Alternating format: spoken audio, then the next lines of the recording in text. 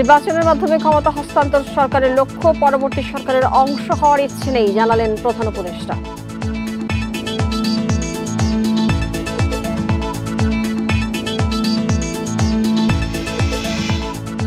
অধ্যাপক ইউনূস তারেক রহমান বৈঠকে রাজনীতিতে সুবাতাসের প্রত্যাশা বিএনপির, গুরুত্ব পেতে পারে নির্বাচন সহ নানা ইস্যু।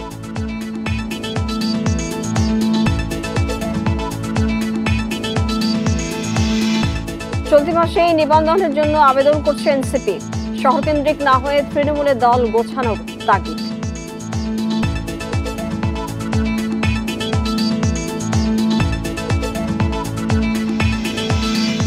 সংক্রমণ বাড়ায়, করোনা মোকাবিলায় প্রস্তুত হচ্ছে হাসপাতাল, চালু হচ্ছে পরীক্ষার ব্যবস্থাও।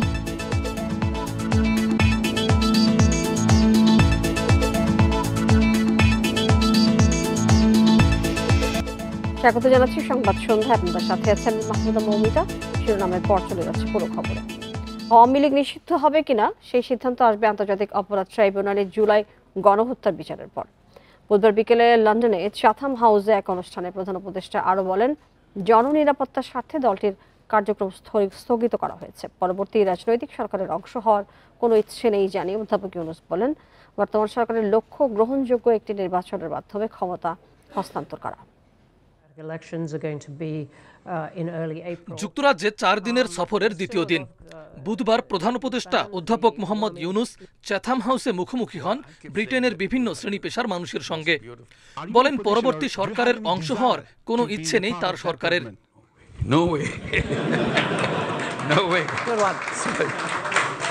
জুলাই আন্দোলন ও হত্যাকাণ্ডের সময়কার তথ্যচিত্র নিয়ে সরকারের নতুন কিছু বলার নেই মন্তব্য করে প্রধান উপদেষ্টা জানান, সব জায়গায় ক্যামেরা ছিল, সারা বিশ্ব দেখেছে কি ঘটেছে। জননিরাপত্তার স্বার্থেই ফ্যাসিবাদী শক্তি হিসেবে আওয়ামী লীগের কার্যক্রম স্থগিত করা হয়েছে। বিচারের পর তাদের নিষিদ্ধের বিষয়ে সিদ্ধান্ত হবে।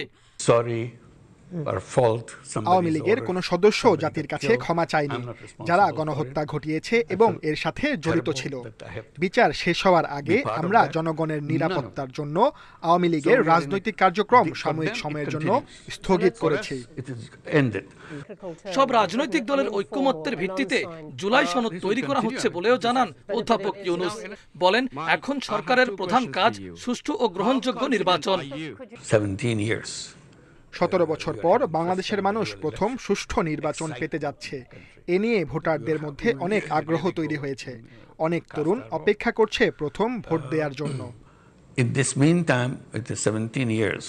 সাইবার স্পেস ও ভারতীয় গণমাধ্যমে বাংলাদেশ বিরোধী ফেক নিউজ দুদেশের সম্পর্কে নেতিবাচক প্রভাব ফেলছে বলেও মন্তব্য করেন প্রধান উপদেষ্টা। প্রতিবেশী রাষ্ট্র হিসেবে আমরা ভারতের সাথে সবচেয়ে সুন্দর সম্পর্ক রাখতে চাই, কিন্তু ভারতের কিছু সংবাদ মাধ্যমের মিথ্যা সংবাদের কারণে তা হয়ে উঠছে না। তরুণরা ফ্যাসিবাদ মুক্ত নতুন বাংলাদেশ নির্মাণের সুযোগ তৈরি করেছে বলেও মন্তব্য করেন প্রধান উপদেষ্টা। মাহফুজার রহমান মিলন, ইন্ডিপেন্ডেন্ট নিউজ, ঢাকা। প্রধান উপদেষ্টার সঙ্গে তারেক রহমানের বৈঠকে যে কোনো বিষয়ে আলোচনা হতে পারে, তবে প্রাধান্য পেতে পারে নির্বাচন সংস্কার এবং মানবতা বিরোধী বিচার প্রসঙ্গ। এসব কথা জানিয়েছেন প্রধান উপদেষ্টার প্রেস সচিব। লন্ডনের স্থানীয় সময় শুক্রবার সকালে এই বৈঠক হবে। এছাড়া অধ্যাপক ইউনূসের সাক্ষাৎ চেয়ে টিউলিপ সিদ্দিকের চিঠি পেয়েছেন বলেও স্বীকার করেছেন প্রেস সচিব। 4 দিনের রাষ্ট্রীয় সফরে মঙ্গলবার যুক্তরাজ্যে পৌঁছান প্রধান উপদেষ্টা অধ্যাপক মোহাম্মদ ইউনূস। কমনওয়েলথ মহাসচিবের সঙ্গে বৈঠক সহ ব্যস্ত দিন পার করেন তিনি। এরই মধ্যে শুক্রবার বিএনপির ভারপ্রাপ্ত চেয়ারম্যান তারেক রহমানের সঙ্গে বৈঠকের বিষয়টি চূড়ান্ত হয়। এ নিয়ে লন্ডনে ব্রিফিং করেন প্রেস সচিব শফিকুল আলম। জানান, ওই বৈঠকের নির্দিষ্ট কোনো এজেন্ডা নেই। সংস্কার, নির্বাচন আর জুলাই গণহত্যার বিচার সহ যে কোনো বিষয়ে আলোচনা হতে পারে। বাংলাদেশের এখনকার যে সিচুয়েশন, পলিটিক্যাল পরিস্থিতি, তারপরে আপনারা জানেন যে আমরা একটা ইলেকশনের ডেটটা ঘোষণা করেছি, সেই বিষয়ে তারপরে ইলেকশনের এই জুলাই চার্টারটা হওয়া, রিফর্ম বিষয়, এগুলো যে কোনো ইস্যুই আলাপ হতে পারে। এদিকে প্রধান উপদেষ্টার সাক্ষাৎ চেয়ে সাবেক ব্রিটিশ এমপি টিউলিপ সিদ্দিকের চিঠি হাতে পেয়েছেন বলেও জানান প্রেস সচিব।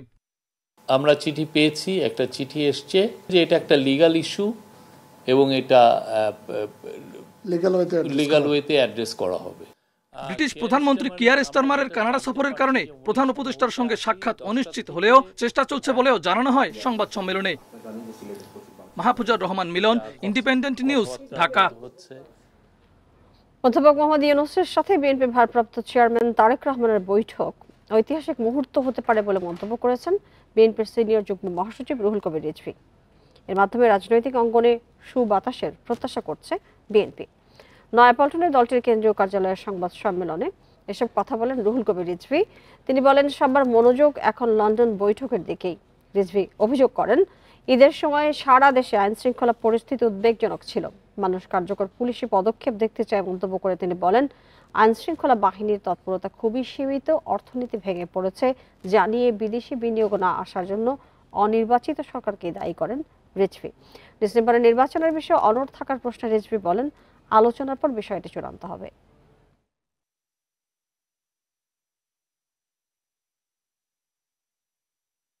আমার বিশ্বাস এই বৈঠকটি হবে ঐতিহাসিক বৈঠক। এটা বাংলাদেশের গণতন্ত্রের জন্য এটা সুবাতাস বইবে এবং বাংলাদেশের গণতন্ত্র যেন আর কোনো ফ্যাসিবাদের দ্বারা আক্রান্ত না হয়, কোনো আগ্রাসী রাক্ষসের মুখে পড়ে এটা যেন নিঃশেষ না হয়ে যায়, তার জন্য এই বৈঠকটি আমি মনে করি একটি ঐতিহাসিক বৈঠক হবে। নির্বাচন সামনে রেখে তৎপর জাতীয় নাগরিক পার্টি এনসিপি। এর মধ্যে নির্বাচন কমিশনের নিবন্ধনের শর্ত পূরণ করেছে দলটি। চলতি মাসেই নিবন্ধনের আবেদন করা হবে বলে জানিয়েছেন দলের নেতারা। এদিকে রাজনৈতিক বিশেষজ্ঞরা বলছেন, নাগরিক পার্টিকে শহর কেন্দ্রিক না হয়ে তৃণমূলের দল গোছাতে হবে। ২৬ সালের এপ্রিলের প্রথমার্ধের যে কোনো একটি দিনে অনুষ্ঠিত হবে। আগামী বছরের এপ্রিলের প্রথমার্ধে নির্বাচন হবে বলে ঘোষণা দিয়েছে অন্তর্বর্তী সরকার। রোডম্যাপ প্রদান করবে। আত্মপ্রকাশের পর ৪ মাস পার করেছে জাতীয় নাগরিক পার্টি। দলটির নেতারা বলছেন, এখন লক্ষ্য নির্বাচন কমিশনের নিবন্ধন পাওয়া। এরই মধ্যে 10টি জেলা এবং 100-র উপরে উপজেলা পর্যায়ে কমিটি দেয়া হয়েছে। বাকি কমিটিও দ্রুত সময়ের মধ্যে দেয়া হবে। নির্বাচন কমিশনের নিবন্ধনের জন্য আবেদন করা হবে চলতি মাসেই। আমরা মনে করি যে বাংলাদেশের প্রত্যেকটি শ্রেণীর মানুষকে যদি আমরা যুক্ত করতে পারি এবং তাদের মধ্যে তাদেরকে সংগঠিত করে যখন আমরা আগাতে পারবো, তখনই আসলে বাংলাদেশের মধ্যে আমাদের এই জুলাই বিপ্লবের স্পিরিটকে ধারণ করে নতুন বাংলাদেশ বিনির্মাণ করা সম্ভব। ঈদের ছুটিতে দলটির নেতাকর্মীরা এখন জেলা উপজেলা পর্যায়ে গণসংযোগ চালাচ্ছেন। আমরা যেহেতু এলাকাগুলোতে ভ্রমণ করছি, আমরা সেখানে দেখতে পাচ্ছি বিপুল পরিমাণ মানুষ আছে যারা জনপ্রতিনিধি হতে ইচ্ছুক। আমরা তাদের সাথে কানেক্টেড হওয়ার চেষ্টা করছি। এছাড়াও যারা অভ্যুত্থানের বিভিন্ন পয়েন্টগুলোতে, যে সকল জায়গায় অভ্যুত্থান সংঘটিত হয়েছে, সে সকল পয়েন্টগুলোতে নানা ব্যক্তিবর্গ কিন্তু রাজনৈতিকভাবে হাজির হচ্ছে এবং তারা রেভলিউশনারি ফোর্স আকারে দাঁড়িয়েছে। তো আমরা তাদেরকে কানেক্ট করার চেষ্টা করছি। বিশেষজ্ঞরা বলছেন, এনসিপির নেতাদের এখন দল গোছানোর জন্য বেশি সময় দিতে হবে। শহর কেন্দ্রিক না হয়ে তৃণমূলে বেশি কাজ করতে হবে। তাকে ঢাকা শহরের বাইরে যেতে হবে এবং ঢাকা শহরের বাইরে যাওয়া মানে এই নয় যে আবার অন্যান্য বিভাগীয় শহরগুলো যাওয়া। গ্রামে গঞ্জে চষে বেড়ানো, সমর্থক বাড়াতে হলে আপনাকে গ্রামে গঞ্জে যেতে হবে। এই কাজটা তারা ভাগ ভাগ করে নিতে পারে। দলটির প্রতীকের ক্ষেত্রে প্রযুক্তি, প্রকৃতি এবং বাংলাদেশের গ্রামীণ ঐতিহ্যকে বিশেষভাবে গুরুত্ব দেয়া হচ্ছে। এরই মধ্যে 10টি প্রতীকের প্রাথমিক তালিকা করা হয়েছে। ঐক্যমতের ভিত্তিতে প্রতীক চূড়ান্ত হবে। Nure Alam, independent news, Dhaka. APS Moazzem এত দুর্নীতি করলেন অথচ উপদেষ্টা আসিফ মাহমুদ কিছুই জানতেন না। এটি কিভাবে সম্ভব, এমন প্রশ্ন তুলেছেন গণ অধিকার পরিষদের সাধারণ সম্পাদক রাশেদ খান। উপদেষ্টা আসিফ মাহমুদের বিরুদ্ধে তদন্তের দাবি জানিয়েছেন তিনি। বুধবার সকালে ঝিনাইদহে সাংবাদিকদের সাথে মতবিনিময়ে রাশেদ এই দাবি করেন।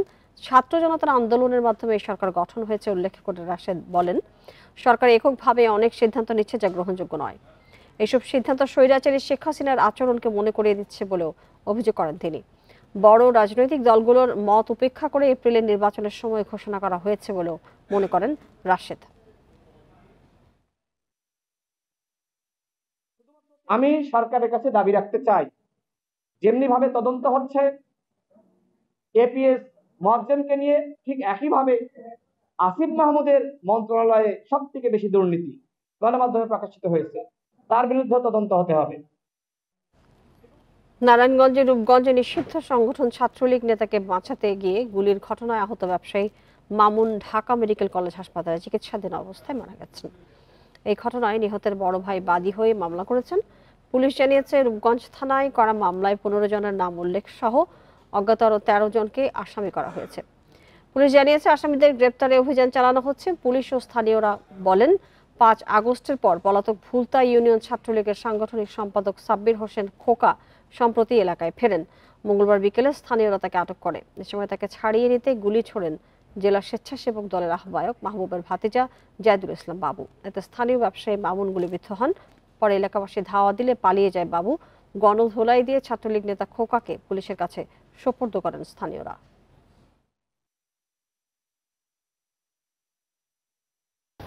ওই ঘটনার সংক্রান্তে গতকালকে আমাদের একটা মামলা হয়েছে, ভিকটিমের বড় ভাই মামলা করছে। ওই সংক্রান্তে আমাদের একজন অ্যারেস্ট আছে। যেহেতু সকালে তার মৃত্যু সংবাদ আসছে, এখন তার মৃত্যু হওয়ার কারণে এটা হত্যা মামলায় রূপান্তরিত হবে। তার মৃত্যু সনদটাকে আমরা কোর্টে জানাবো।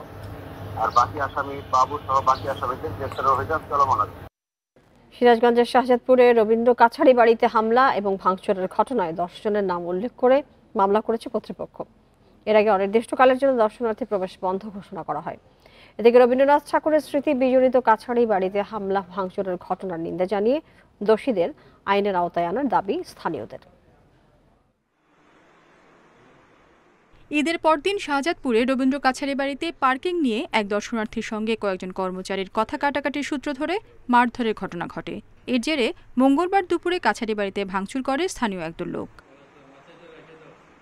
ঘটনার পর কাছারি বাড়িতে তালা লাগিয়ে নিরাপদ স্থানে চলে যায় কর্মকর্তা কর্মচারীরা। বুধবার সকালে অনির্দিষ্টকালের জন্য কাছারি বাড়ি বন্ধের নোটিশ ঝুলিয়ে দেয় কর্তৃপক্ষ। অজ্ঞাতনামা লোক আমাদের কাছারি বাড়ির গেট ভেঙে চুরে ভিতরে ঢুকে অতর্কিত ভাঙচুর এবং হামলা চালায়। আমাদের অডিটোরিয়ামের অফিস রুম, তারপরে আমাদের আসবাবপত্র, অফিসের ওয়াকি টকি সহ বিভিন্ন রকমের জিনিসপত্র ভাঙচুর করে এবং আমাদের কয়েকজন কর্মচারীকে মারাত্মকভাবে মারধর করে। এই ঘটনায় 10 জনের নাম উল্লেখ করে মামলা করা হয়। এলাকার পরিস্থিতি নিয়ন্ত্রণে আছে জানিয়ে প্রয়োজনীয় ব্যবস্থা নেওয়ার আশ্বাস দিয়েছে প্রশাসন। গতকাল কাছারি বাড়ির এই ঘটনায় আজকে কাস্টডিয়ান নিজে বাদী হয়ে একটা মামলা দায়ের করছে।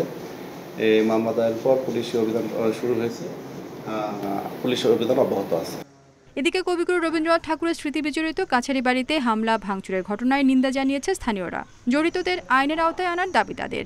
গেট এবং গার্ড আর একটা রুম এবং মিলনায়তন এগুলো ভাঙচুর করছে আর কি। তো বিষয়টা আমরা খুবই মর্মাহত হলাম। কনস্ট্রাকশন ভাঙা কিংবা একটা জানালার কাজ ভাঙা কিংবা দুই একটা প্রয়োজনীয় জিনিস ক্ষতিগ্রস্ত করার মধ্যে তো এই সমস্যার সমাধানটা এইভাবে হয় না। তার মানে এখানে একটা নির্দিষ্ট কোনো উদ্দেশ্য ছিল। এই ঘটনায় 3 সদস্যের তদন্ত কমিটি করেছে প্রত্নতত্ত্ব অধিদপ্তর। Independent news.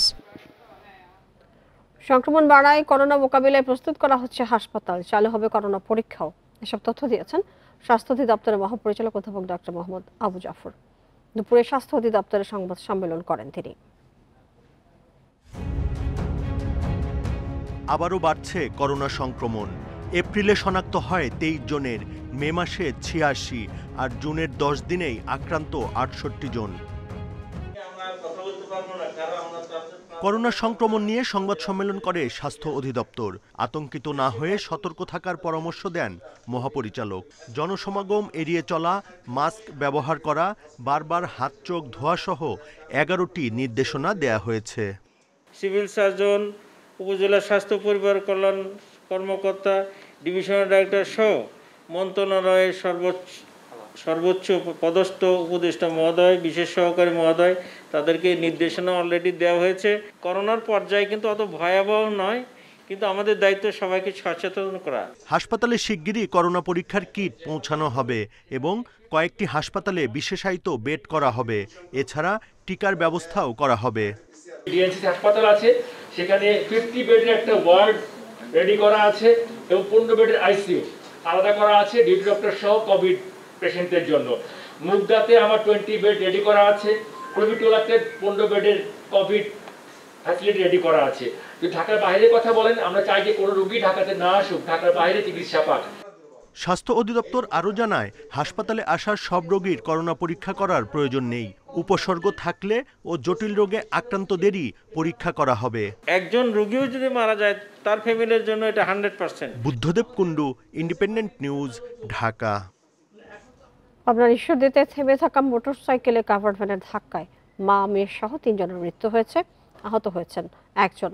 সকাল 7টার দিকে দাসুরিয়া কুষ্টিয়া মহাসড়কের মীরকামারি মুন্নার মোড় এলাকায় এই দুর্ঘটনা ঘটে। পুলিশ জানায় অবসরপ্রাপ্ত বিজেপি সদস্য মফিজুল রহমান শ্বশুরবাড়ি কুষ্টিয়া থেকে স্ত্রী সন্তান নিয়ে মোটরসাইকেলে নাটোরের বাড়িতে ফিরছিলেন। পথে লিচু কেনার জন্য ঈশ্বরদীতে থামেন তারা। সময় পেছন থেকে একটি কাভার্ড ভ্যান ধাক্কা দেয়। এতে ঘটনাস্থলে সুবর্ণা খাতুন, তার মেয়ে পূর্ণতা ও লিচু বিক্রেতা আনিসুর রহমান মারা যান। স্থানীয়রা কাভার্ড ভ্যানটি জব্দ করলেও চালক পালিয়ে যায়।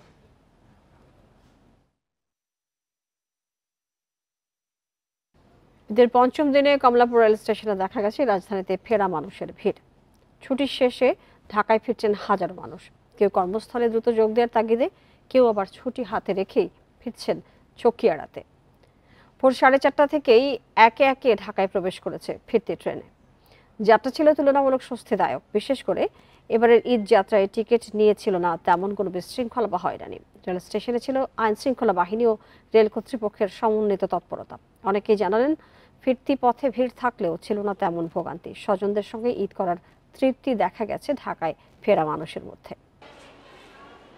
এই বছর আলহামদুলিল্লাহ কোনো একবার আমার হ্যাসেল হয়নি। মানে রমজানের ঈদের বলেন, কোরবানি ঈদ বলেন, দুইটাতেই আলহামদুলিল্লাহ আমি খুব কমফোর্টেবল ভাবেই আপনার সবকিছু আমার হয়েছে। আগের তুলনায় এখনকার ট্রেন যাত্রা খুবই ভালো। আগে যেরকম টিকিট কালোবাজারি হতো, এখন আর টিকিট কালোবাজারির সুযোগ নাই। ডিজিটাল হওয়াতে টিকিট অ্যাভেলেবেল পাওয়া যাচ্ছে। মা বাবার সাথে দেখা করছি, শ্বশুর বাড়িতে গেছি, এখন আসলাম, ভালোই আসছি। যাওয়ার সময় একটু কষ্ট হয়েছে, এখন এত ভিড় নাই, আইসা পড়ছি তাড়াতাড়ি আইসা। বিদায়ী সরকারের 15 বছরে $200 বিলিয়ন বেশি বিদেশে পাচার হয়েছে। শ্বেতপত্র কমিটির রিপোর্টের এই তথ্য বিবেচনায় নিয়ে অর্থ ফেরাতে উদ্যোগ নিয়েছে বাংলাদেশ ব্যাংক। সংশ্লিষ্ট দেশগুলোর সঙ্গে পারস্পরিক আইনি সহযোগিতায় জোর দিচ্ছেন গভর্নর। অর্থনীতিবিদরা বলছেন পাচারের টাকা ফেরানো দীর্ঘ প্রক্রিয়া, তাই পরবর্তী সরকারকেও প্রচেষ্টা চালিয়ে যেতে হবে। বড় বড় উন্নয়ন প্রকল্পের নামে যৌক্তিক খরচের অতিরিক্ত অর্থ বরাদ্দ, প্রবাসীদের আয়ে হুন্ডি, আমদানি রপ্তানি বাণিজ্যের আড়ালে অর্থ পাচার, বড় অঙ্কের ঋণ জালিয়াতির টাকা বিদেশে পাঠানো, এসব উল্লেখ করে অর্থনীতির অবস্থা পর্যালোচনায় গঠিত শ্বেতপত্র কমিটি জানায়, টানা 15 বছর ব্যবসায়ী, রাজনীতিবিদ, আমলাদের সংঘবদ্ধ চক্রের দুর্নীতি জারি ছিল। 28 উপায়ে দুর্নীতির মাধ্যমে দেশ থেকে পাচার হয়েছে $234 বিলিয়ন। বৈদেশিক মুদ্রার সংকট, হুহু করে ডলার দর বেড়ে যাওয়া, অতিরিক্ত মূল্যস্ফীতি সহ অর্থনীতির অস্থিতিশীলতার বড় কারণ অর্থ পাচার। তাই পাচারের টাকা ফেরাতে তৎপর কেন্দ্রীয় bank governor. Mutual legal assistance MLA, তো আমরা MLA প্রক্রিয়াতে আছি। এখন আমরা রিকোয়েস্ট পাঠাচ্ছি। তো বিদেশিদের আমরা যদি সহায়তা পেয়ে যাই তাহলে তা কিন্তু আমরা তাদের অ্যাসেটটা ফ্রিজ করতে পারবো। অ্যাসেটটা ফ্রিজ হলে তার পরবর্তীতে কোর্টের আইনগত প্রক্রিয়া শুরু হবে। বিশ্লেষকরা বলছেন পাচারের টাকা ফেরাতে অতীতের তুলনায় সরকারি সংস্থাগুলোর মধ্যে যথেষ্ট সমন্বিত উদ্যোগ দেখা যাচ্ছে। তবে সফলতা নির্ভর করছে দেশে বিদেশের আদালতে অভিযোগ প্রমাণের ওপর। তাদের আইন অনুযায়ী তারা কিন্তু আমাদেরকে সহায়তা করতে বাধ্য, কিন্তু আইন অনুযায়ী সহায়তা করতে বাধ্য তার মানে শুধু সহায়তা করবো এটা বললেই হবে না, ওখানকার ডিউ প্রসেসে যতটা প্রক্রিয়া প্রমাণ করতে হবে যে এটা আসলে অবৈধভাবে সেগুলো লোকটা। পরবর্তী সরকার যখন আসবেন তাদেরকেও এটা অব্যাহত রাখতে হবে, কারণ এটা একটা দীর্ঘসূত্রিতা আছে এই প্রক্রিয়াগুলোর মধ্যে, এটা থেকে রেজাল্ট পাওয়ার ক্ষেত্রে। কিন্তু উদাহরণ আছে যারা এনেছেন, সবটা যদি আমরা আনতে না পারি, আমরা আংশিকভাবে হলেও এটা আনতে পারবো বলে আমার বিশ্বাস। ফিলিপাইন, অ্যাঙ্গোলা, মালয়েশিয়া সহ কয়েকটি দেশ পাচারের কিছু অর্থ ফেরাতে পেরেছে। বৈশ্বিক পাচারের 1 থেকে 2% অর্থ নিজ দেশে ফেরে বলে জানান পর্যবেক্ষকরা। Hari Saha, independent news, Dhaka. চলতি অর্থ বছর শেষে দেশের জিডিপি প্রবৃদ্ধি হবে 3.3%। এক প্রতিবেদনে এই পূর্বাভাস দিয়েছে বিশ্বব্যাংক। প্রবৃদ্ধির গতি কমে যাওয়ার পেছনে রাজনৈতিক অস্থিরতাকে দায়ী করেছে সংস্থাটি। প্রতিবেদনে বলা হয় বাংলাদেশে প্রবৃদ্ধির গতি ধীর হয়ে 2024-25 অর্থ বছরে প্রায় 3.3% হওয়ার ধারণা করা হচ্ছে, যার মূল কারণ 2024 সালের রাজনৈতিক অস্থিরতার নেতিবাচক প্রভাব। অনিশ্চয়তা ও উৎপাদন খরচ বেড়ে যাওয়ার কারণে বেসরকারি বিনিয়োগ কমছে। এছাড়া পণ্য আমদানির গতি কমায় শিল্পের উৎপাদন কমেছে। তবে আগামী অর্থ বছরে প্রবৃদ্ধি বেড়ে 4.9% হবে বলে পূর্বাভাস দিয়েছে বিশ্বব্যাংক। আর 2026-27 অর্থ বছরে 5.7% প্রবৃদ্ধি হবে বলে প্রতিবেদনে জানিয়েছে সংস্থাটি।